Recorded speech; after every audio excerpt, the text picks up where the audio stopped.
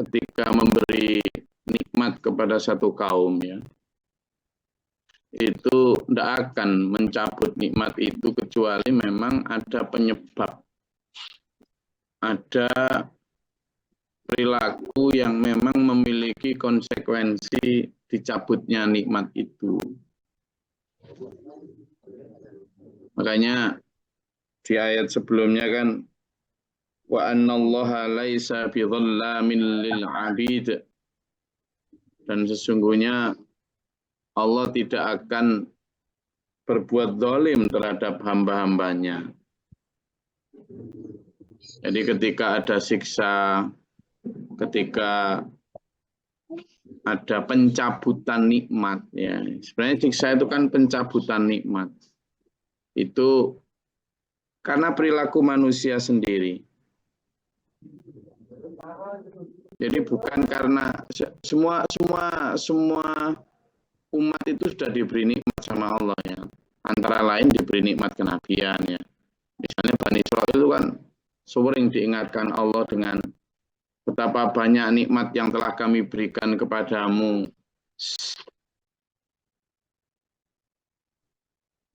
Betapa banyak nikmat yang telah kami berikan kepadamu, tapi kamu yang selalu mengingkari dan menjadikan nikmat itu hilang dari kamu. Dalam skup yang lebih kecil, ya, kita itu juga sering diingatkan Allah. Sering. Washkuruli wala takfurun, ya. Tuh, syukurlah dan jangan ingkar kamu. Itu berkali-kali Allah berfirman begitu. Atau la in syakartum, dan jika kamu bersyukur, la azidannakum, akan aku tambah nikmatku.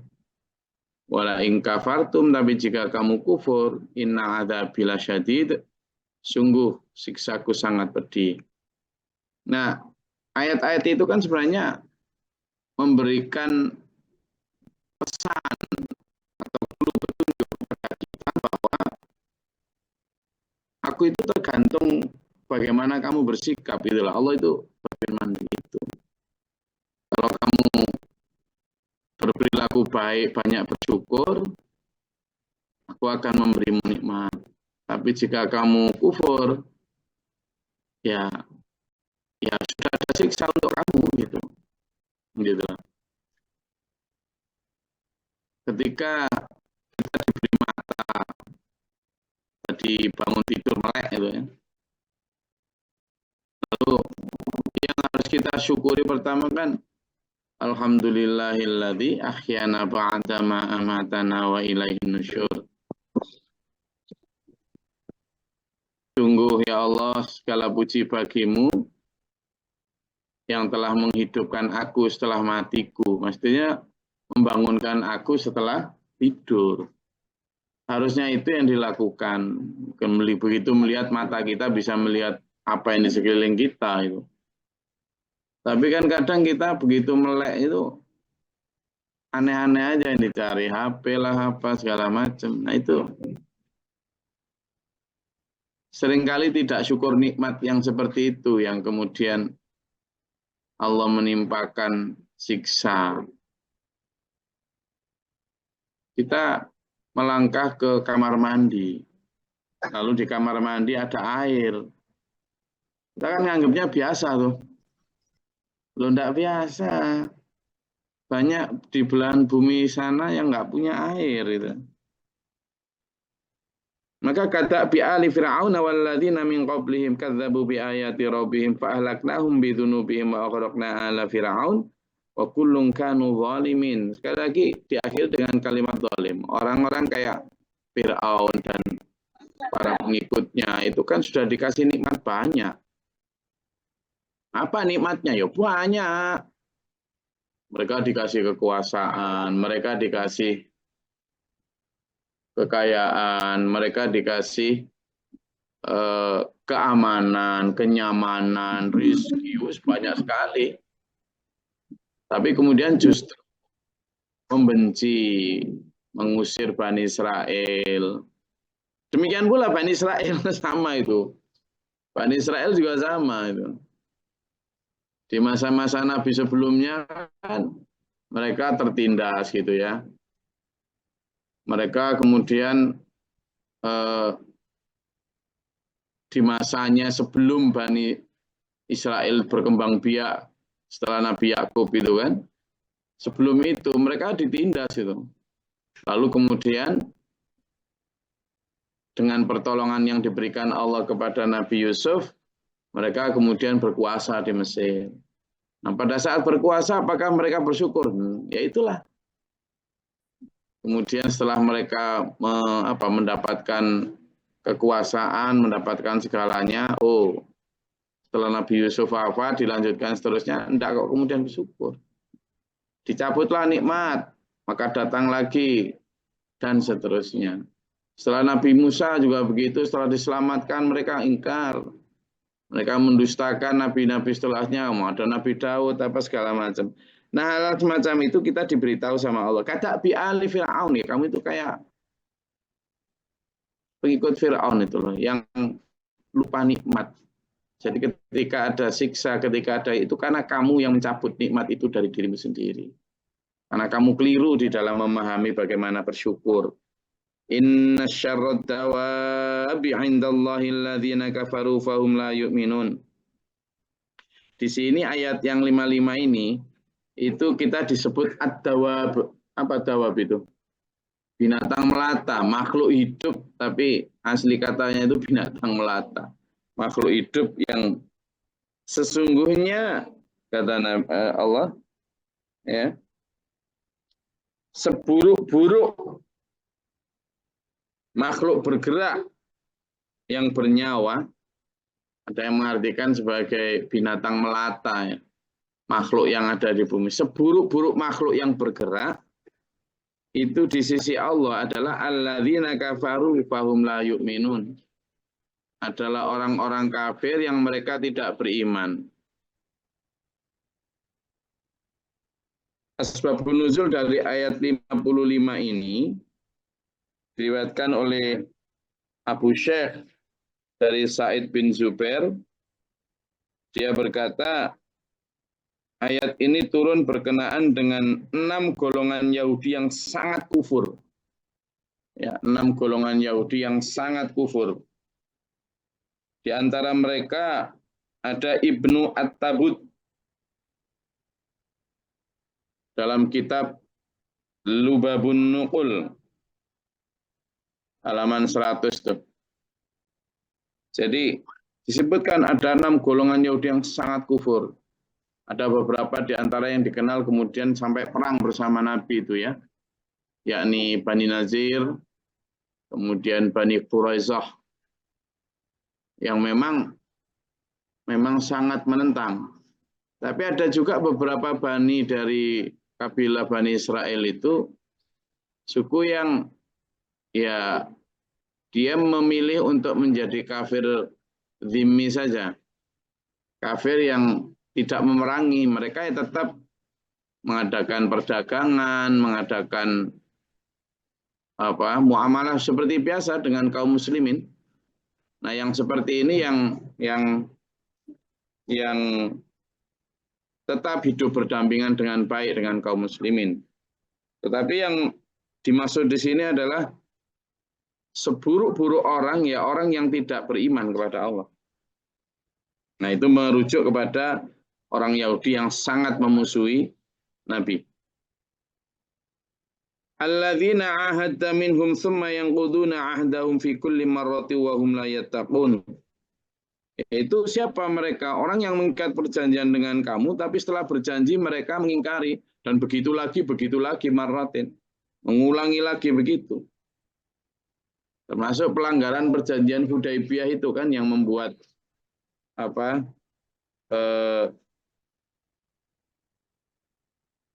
peperangan terjadi di antara mereka ya.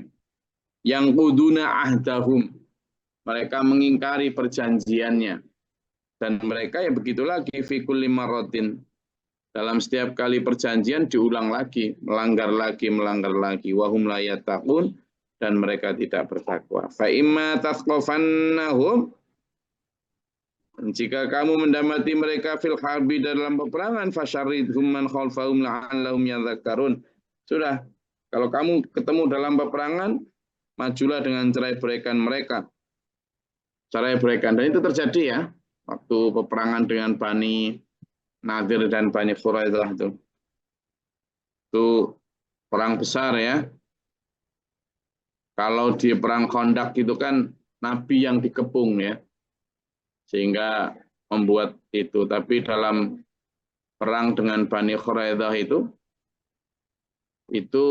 Nabi yang mengepung mereka, mengepung Bani Nadir, Bani Quraidah itu, termasuk disebutkan membakar gudang persediaan makan mereka.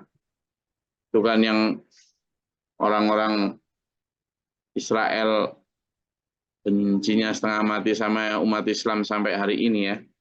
Terutama selain ya perkataan perbedaan ideologi dan sebagainya, juga karena dendam sejarah. La'allahum yadhakkarun, agar mereka mengambil pelajaran. Apakah mengambil pelajaran? Nah, wa imma takhafanna min qaumin khiyanatan fambid ilaihim ala sawain. Dan jika engkau khawatir Muhammad akan terjadi pengkhianatan dari satu golongan, maka kembalikanlah perjanjian itu kepada mereka dengan cara yang jujur. Nah, itu termasuk perjanjian Hudaybiyah tuh. Yang kemudian ya sudah, kalau mereka mengkhianati harus dikembalikan saja. Innallaha la yuhibbul kha'inin. Allah tidak menyukai orang-orang yang pengkhianat-pengkhianat itu. Lalu di ayat ini semuanya ya, itu saya ingin memberi penekanan untuk kita tarik pada kehidupan kita sekarang. Bani Israel itu begitu sering disebut di dalam Quran ya. Itu ada beberapa pelajaran. Pertama, Bani Israel itu banyak diberi nikmat ya sama Allah. Banyak. Nah, banyak diberi nikmat. Nah, coba kita lihat sekarang, kita kan juga banyak diberi nikmat ya. Banyak itu. Yang kedua, kita juga diakui atau tidak itu banyak melanggar janji. Kalau Bani Israel kan dicabut nikmatnya karena melanggar janji. Kita banyak melanggar janji. Janji sama siapa kita? Janji sama Allah lah. Iya kan? Baca kita tuh. Inna sholati wa nusuki wa mahyaya wa mamati lillahi rabbil alamin. Sungguhnya sholatku, hidupku, matiku, ibadahku, semua milik Allah. Apa begitu kita prakteknya? Enggak. Banyak. Ketika kita bala syahid nanggih Gusti, kami akan menjadikan Engkau sebagai Tuhan kami. Apakah gitu praktek kita? Enggak juga. Ini gitu. Ketika kita bilang wa ana minal muslimin, dan aku adalah golongan orang yang tunduk patuh pasrah. Apa begitu total kita dalam perilaku? Enggak. Nah, dalam perjanjian saya akan menjadi orang-orang yang bersyukur ya Allah. Ketika kita minta rezeki sama Allah, ya Allah berikanlah aku rezeki biar aku nanti mampu beribadah dengan baik, aku akan bersedekah. Apakah kita diberi rezeki begitu? Nah, coba ketika kita sakit, kita kan minta sehat. Ketika kita minta sehat, kita kan bilangnya kalau nanti sehat aku akan beribadah lebih taat. Nah, ketika diberi sehat, apakah kemudian kita beribadah lebih taat? Nah, kayak gitu-gitu tuh perjanjian. Perjanjian kita dengan Allah terutama. Nah, jangan sampai kita nanti dicap Allah sebagai orang yang mengingkari perjanjian, yang quduna ahdahum. Ini yang bisa kita tarik. Jadi, di samping Bani Israel yang sering dikutuk di dalam Al-Quran, kita harus mengembalikan itu kepada kita. Jangan sampai kita jadi Bani Israel kan gitu. Kayak kemarin di ayat sebelumnya kan wala takunu, janganlah kamu seperti orang-orang itu gini kan. Jangan seperti mereka kata Allah. Jangan. Karena mereka itu orang-orang yang itu loh di ayat yang 47 kemarin tuh. Wala takunu kalladzina kharaju min diyarihim bataran. Kamu jangan seperti orang-orang yang keluar karena angkuh, anas, dan mereka riya. Intinya kita dilarang untuk seperti orang-orang yang memerangi Nabi Muhammad di perang Badar kan gitu. Itu kalau ada sejarah tentang perang Badar. Yang perangnya karena dia riya, Lah kalau ada sejarah tentang Bani Israel, maka kita pun sebenarnya pesan yang tersembunyi adalah kamu jangan seperti Bani Israel, kan gitu. Misalnya ada kisah tentang betapa cerewetnya Bani Israel di dalam eh, menerima perintah, tanya ini, tanya itu. Sebenarnya kan jangan seperti itu, kan gitu kondisinya. Untuk apa coba peristiwa Nabi Nuh dan anaknya misalnya diceritakan dalam Al-Quran? Kan intinya jangan kayak gitu, kan gitu. Buat apa diceritakan? Kisah-kisah itu buat apa diceritakan? Ya untuk pelajaran. Makanya la'allahum yadzakarun. Supaya mereka bisa mengambil pelajaran. Allahum tatafakkarun. Supaya kamu bisa bertafakur. Makanya kajian kita pagi kayak gini nih, saya selalu berusaha untuk mengaitkan kita kepada sejarah itu dengan kehidupan kita. Kalau cuma bersejarah, nah buat apa? Ya kan? Kan kita don't look at back, jangan lihat belakang. Tapi kita melihat ke belakang itu untuk mengambil pelajaran.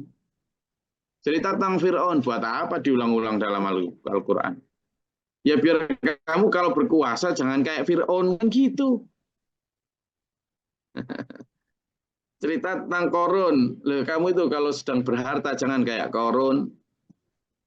Itu cerita tentang orang yang jadi gini ya dulu ya, kayak misalnya Abu Jahal, Abu Lahab itu ya. Jadi dulu nenek moyang Nabi Muhammad SAW ya, mbah-mbahnya Bani Hashim itu ada seorang tokoh bernama Qusay. Qusay itulah yang menjadi cikal bakal dari Bani Hashim. Itu kan sangat ini ya, sangat baik, dermawan gitu, dermawan sekali. Sampai ke arah Bani Hashim itu mereka itu yang bagian nyarikan minum para jamaah haji, memberi makan, memberi akomodasi, macam-macam lah. Setiap kali ada jamaah haji ke sana. Padahal di masa setelah ditemukan oleh Nabi Ismail Zam-Zam itu kemudian ditimbun lagi kan sehingga tidak ditemukan lagi, berapa ratus tahun kemudian baru ditemukan lagi. Nah, di masa mereka menjadi pelayan Ka'bah itu mereka nyarikan air itu dari mana-mana, nggak ada dari Zam-Zam. Artinya mereka berjuang itu. Kan gitu. Nah, sebaik itu tapi di mata Allah nggak baik Masian. Kenapa? Karena di sisi lain mereka melanggar. Ya, mereka masih menganggap mereka tradisi baik gitu. Nah, ini yang kadang terjadi diskursus. Nah, begitu dermawannya mereka, apa kisah itu diceritakan? Ya biar kalau kamu jadi dermawan, jangan dermawan yang keliru. Gitu kan? Jadi hartawan yang keliru, yang salah sasaran. Di satu sisi kamu dermawan kepada orang ibadah haji, tapi hajinya keliru dengan cara menyebut berhala-berhala, dengan cara telanjang, nah gitu loh. Jadi kita diberi pelajaran Allah itu dilihat dari beberapa sudut. Kita dikasih tahu tentang peristiwa Nabi Nuh dan anaknya. Loh kamu jangan sampai punya anak yang kayak anaknya Nabi Nuh. Hati-hati, itu loh anaknya Nabi aja gitu, kan gitu. Nggak ada jaminan bahwa anaknya Nabi mesti benar. Nggak ada satupun dalam hadis maupun Quran, nggak ada. Nah, berarti kan kita harus hati-hati. Nggak boleh membanggakan keturunan. Gitu. Jadi setiap ayat, setiap hadis yang berisi kisah, berisi apapun, itu secara maknawi itu memberikan pesan jelas kepada kita untuk pelajarannya itu begitu. Baik mafhum muwafaqah maupun mafhum mukhalafah. Apa itu mafhum muwafaqah? Ya, mafhum muwafaqah itu dimaknai seperti itu. Jadi kalau pemahamannya adalah Allah tidak akan merubah nikmat kecuali orang itu merubah nikmatnya sendiri, mencabut nikmatnya, ya berarti kamu jangan cabut nikmatmu. Sementara kalau di mafhum mukhalafah, dan misalnya kalau ada perintah, berarti di situ ada larangan untuk tidak melanggar perintah. Demikian pula kalau ada larangan, berarti di situ ada perintah untuk tidak melanggar larangan, kan gitu. Oke, sampai di situ. Ambil kip-kip. Ada yang mau disampaikan, ditanyakan?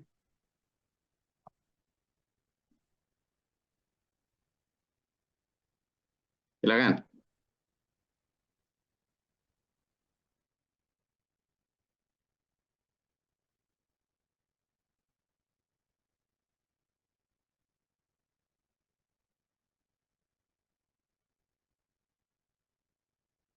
Ya. Izin Gus Gladi. Ya, Pak Jo. Menyatakan saja.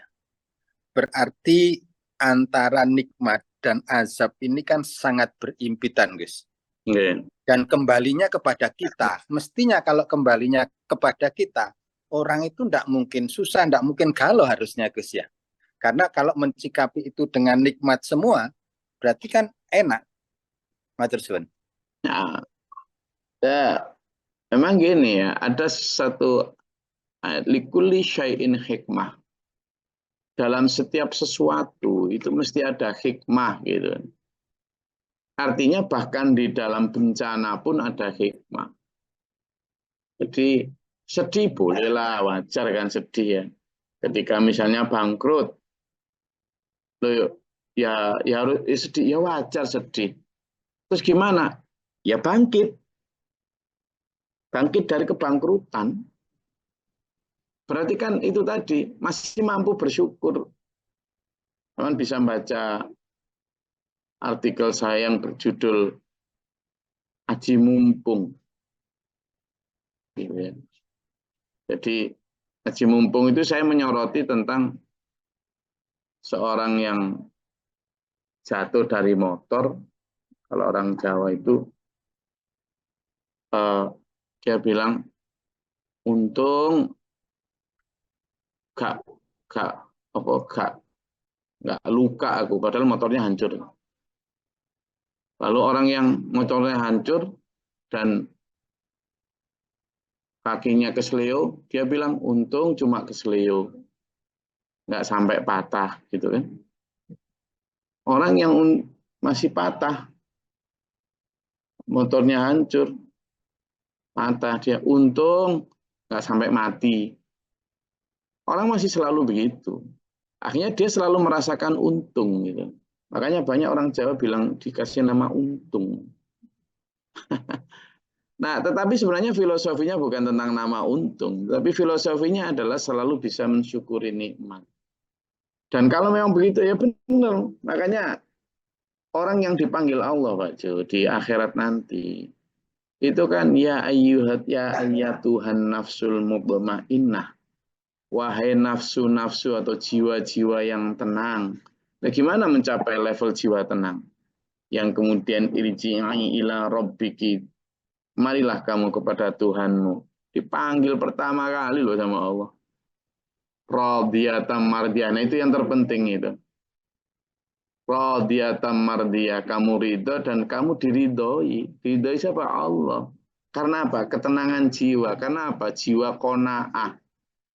Mutmainal qulub itu hati yang tenang karena jiwa qanaah, neriman. Selalu bisa melihat sisi positif dari semua kenegatifan, selalu bisa melihat nikmat dari semua musibah. Sehingga dia bersyukur banyak. Ya Allah, alhamdulillah engkau bangunkan aku dalam keadaan sehat. Padahal utangnya akeh. Masih bisa mengambil syukur. Ketika dia nggak bisa bangun sekalipun, ya Allah, saya nggak bisa bangun, sakit ya Allah. Nggih. Tapi terima kasih telah engkau beri aku sabar ya Allah. Loh, gitu. Itu. Dan orang yang misalnya bahkan hanya panen satu sak pun dia akan bilang, ya Allah aku bersyukur engkau beri panen satu sak daripada itu panen banyak tapi kufur ya Allah. Nah, ini kalau bisa gitu enak memang Pak Ajun. Enak hidup ini. Dan memang kita nyari enak di situ karena memang mengajak itu. Tapi kalau diajaknya, ayo kayak Sabi Sulaiman, terus nggak ada baru syukurnya. Angel, dijak kayak Nabi Sulaiman. Padahal Nabi Sulaiman lo berdoa supaya jangan sampai ada orang yang punya karunia kerajaan seperti aku. Nabi Sulaiman lo berdoanya gitu. Nah, kita tidak kepingin kayak Nabi Sulaiman. Sembuh. Gitu. Ya. Jadi itu aja. Ya, nikmat yang paling enak itu. Wah, banyak bersyukur itu. Dibenci orang, ya. Sampean kalau dibenci orang, berarti itu sampean sedang disiriki, berarti sampean itu sedang hebat gitu loh. Mikirnya kan gitu. Kalau ada orang yang berusaha menjatuhkan sampean, berarti sampean dalam posisi tinggi toh. Keren. Itu loh. Iya. Kalau ada orang yang berusaha menyaingimu, berarti posisi sampean itu dianggap hebat karena perlu disaingi. Kalau sama nggak dianggap hebat kan nggak akan disaingi. Selalu melihat begitu. Ya, tak. Kalau orang mau dijatuhkan gimana? Mau dijatuhkan kalau dia rendah kan berarti sama tinggi di mata orang yang mau menjatuhkan. Sama mau difitnah kan berarti di mata orang sama itu bening ngumpling terus pengennya mereka kan dipopok sama kotoran. Berarti kan sama sedang bersih tuh. Kalau memang sama sudah dianggap kotor nggak mungkin dipopok kotoran lagi tuh. Gitu lihatnya. Loh. Ya, makanya. Ayo jadi orang ganteng lah. Ada lagi? Ya, Assalamualaikum warahmatullahi wabarakatuh. Lantas, lalu Gus ya, apa yang bisa kita lakukan apabila menghadapi dan mensikapi keluarga yang kufur nikmat, sedang diingatkan sudah nggak bisa dan lain-lain gitu Gus. Apa yang bisa kita lakukan? Apa cukup mendoakan atau ada hal yang lain yang bisa kita lakukan untuk keluarga yang kufur nikmat? Yaitu dampaknya luas sekali untuk ke keluarga dan lain-lain itu Gus. Ya, terima kasih. Assalamualaikum. Karena gini ya, jadi kalau kita tidak digugu istilahnya, tidak diperhatikan gitu ya. Ya, maka sebenarnya kita harus menyingkir ya. Ada kok, coba dibuka di surat An-Nisa ayat 63 ya.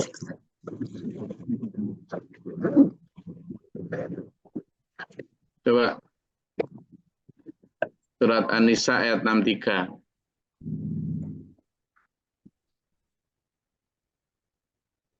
Ketemu? Kacamatanya. Izin membantu. Ya, silakan. Oh, udah, mangga. Silakan Bu Nisa. A'udzubillahi minasyaitonirrajim. Bismillahirrahmanirrahim. An-Nisa 63. Mereka itu adalah orang-orang yang sesungguhnya Allah mengetahui apa yang ada di dalam hatinya. Karena itu berpalinglah kamu dari mereka dan berilah mereka nasihat dan katakanlah kepada mereka perkataan yang membekas pada jiwanya. Jadi sudah jelas ketika misalnya mereka tidak mau dikasih tahu segala macam ya sudah parit anhum, berpaling aja dari mereka dan ucapkan dengan ucapan-ucapan yang membekas. Apa maksudnya ucapan yang membekas? Ya ucapan yang berasar, yang baik. Ulama ma'rufah tetap situ tidak ada. Jadi kalaupun kita doakan juga begitu. Temanya itu juga disebutkan banyak ya dalam Al-Quran selain di surat An-Nisa tadi ya. Banyak juga termasuk di surat As-Sajdah ayat 30, Sajdah ya bukan As-Sajdah, As-Sajdah 30 dan seterusnya. Intinya adalah jangan teruskan kamu disakiti hanya karena, jangan baper istilahnya. Jangan baper, jangan ilfil gitu ya. Jangan ilfil, jangan baper. Sudah, cari yang lain, peringatkan yang lain, gitu aja. Toh kalau perubahan dan tidak berubah itu ya, itu sudah Allah itu domainnya Allah. Oke, ada lagi? Ya. Ya.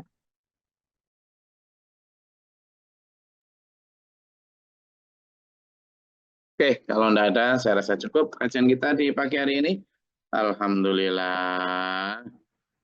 Syukran kafir. Semangat saya. Jadi gitu ya, mengambil sisi positif dari setiap anu. Dan kita harus wajib menjadi orang-orang bersyukur. Semoga Allah merahmati kita. Amin. Allahumma sholli wa sallim barik ala Allahumma fil mu'minin اللهم اهدنا فيمن هديت وعافنا فيما عافيت ولنا فيمن توليت وبارك لنا فيما اعطيت وقنا شر ما قضيت تبارك ربنا وتعالى ذلك الحمد لله ما قضيت استغفرك واتوب اليك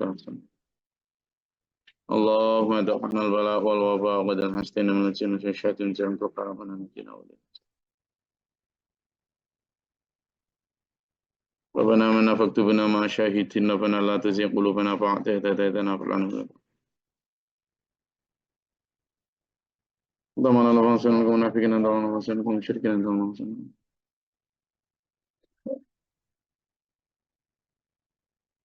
ضمن الله فانصرنا المسلمين ضمن الله فانصرنا ربي أعوذ بك من يد الشيطان اللهم تعالى نبأ برحمتك اللهم أنزل علينا رحمة بيدة القدر وأنت اللهم أفرغ لنا صبرا وثبت إيماننا فانصرنا على الكافرين اللهم فاطر السماوات اللهم أفرغ لنا صبرا وثبت اللهم فاطر السماوات والأرض عالم الغيب والشهادة رب كل ملك وأشهد أن لا إله إلا أنت أعوذ بك من شر أعوذ بالله من سوء البلاء والوباء ودرك الشقاء وسوء القضاء والشماتة المعداء اللهم إنا نسألك الهدى والتقوى والعفو والغنى ربنا هب لنا من أزواجنا وذريتنا قرة أعين واجعلنا للمتقين إماما وبارك لي ولأخي ولوالدتي والذين آمنوا أصحابنا سبحان ربك رب العزة عما يصفون وسلام على المرسلين Alhamdulillahi rabbil alamin. Wassalamualaikum warahmatullahi wabarakatuh. Allahumma rahamna bil Qur'an waj'alhu lana imama.